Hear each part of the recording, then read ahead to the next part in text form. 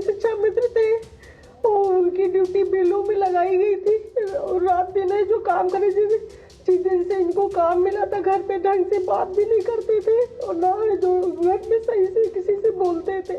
अखिलेश यादव इन दिनों एसआईआर के मुद्दे पर मुखर होकर बीजेपी सरकार पर निशाना साध रहे हैं।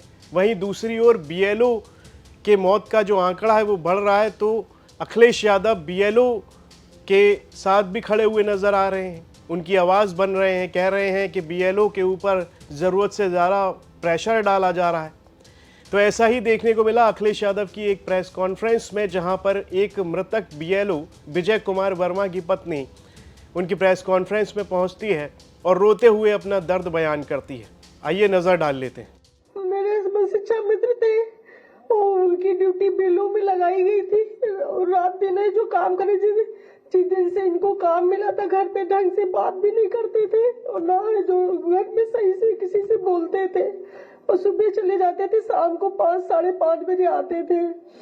और जिस दिन इनको अटैक पड़ा है 14 तारीख को, उस दिन भी ये काम पे गए हुए थे और इसमें रात में है जो ये 11 बजे बैठ के अपना काम ही कर रहे थे, उसी समय कुर्सी पर से एकदम से गिरे और हमें गिरने की आवाज आई। हम जो गए तो देखा उनको, वो गिरे और सीधे हॉस्पिटल ले गए, तो वहाँ चरक हॉस्पिटल ले गए, तो वहाँ डॉक्टरों ने जांच के बाद बताया ब्रेन हेमरेज है।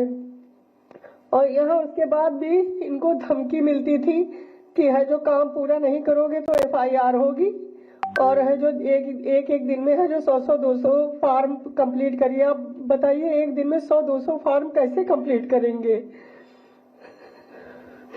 अब हमारे यहाँ कोई और मेरा एक बेटा है, मैं हूँ और कोई कमाने वाला नहीं है सर, तो मैं अपना खर्चा कैसे करूँ?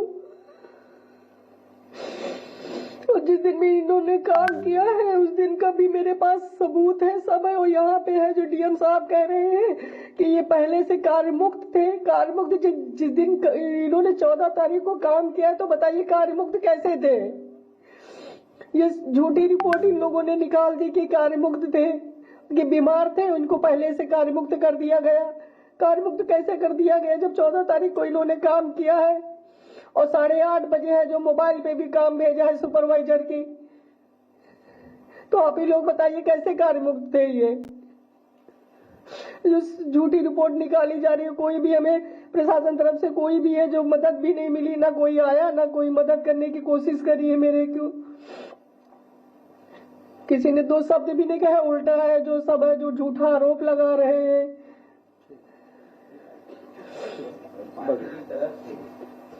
तो ये है बीएलओ विजय कुमार वर्मा की पत्नी है, रोते हुए अपनी परेशानी बता रही हैं। भरी प्रेस कॉन्फ्रेंस में अखिलेश यादव के सामने बताया कि किस तरह से इनके पति की जान चली गई और फिर उसके बाद में किस तरह से अधिकारी पल्ला झाड़ने का काम कर रहे हैं। इस तरह के आरोप भी बीएलओ की पत्नी ने इस दौरान लगाए। आपको बता दें कि अखिलेश यादव ने बीएलओ के परिवार को 2 लाख देने की बात कही। साथ ही उन्होंने ये भी कहा कि सरकार को इस परिवार को 1 करोड़ रुपए देने चाहिए।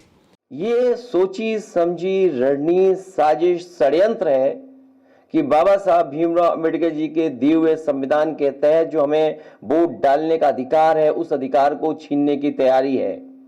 एसआईआर के बहाने वोट डालने का अधिकार छीन रहे हैं, आरक्षण छीनेंगे, आपकी पहचान छीनेंगे, आपके ऊपर उल्टे सीधे दबाव बनाएंगे।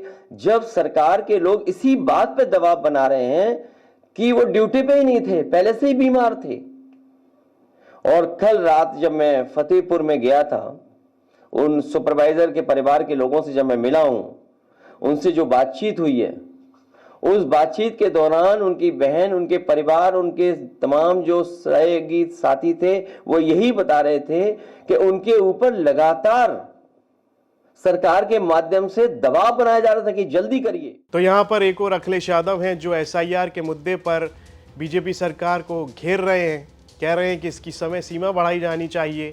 साथ ही इसमें जो बीएलओ की लगातार जो मौत का आंकड़ा बढ़ रहा है देश भर में, उस पर भी वो बीजेपी सरकार पर निशाना साध रहे हैं। कह रहे हैं कि ज़रूरत से ज़्यादा प्रेशर बनाया जा रहा है। इतनी जल्दबाजी में एसआईआर क्यों कराई जा रही है? इस तरह के कई सवाल अखिलेश यादव पूछते हुए दिख रहे हैं।